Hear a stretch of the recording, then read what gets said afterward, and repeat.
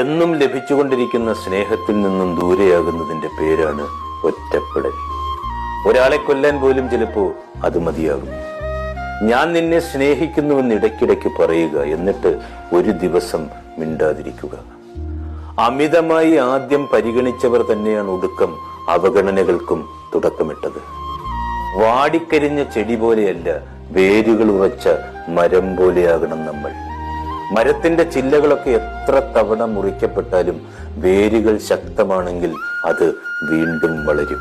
ഒറ്റയ്ക്കാവുന്നത് ഒരു തെറ്റല്ല, അതൊരു അവസരമാണ്. അത് വലിയ അനുഗ്രഹമാക്കി മാറ്റണം. ഈ പ്രതീക്ഷകളും മോഹങ്ങളുമാണ് ഏകാന്തതയിൽ പോലും നമ്മെ വേദനിപ്പിക്കുന്നത്.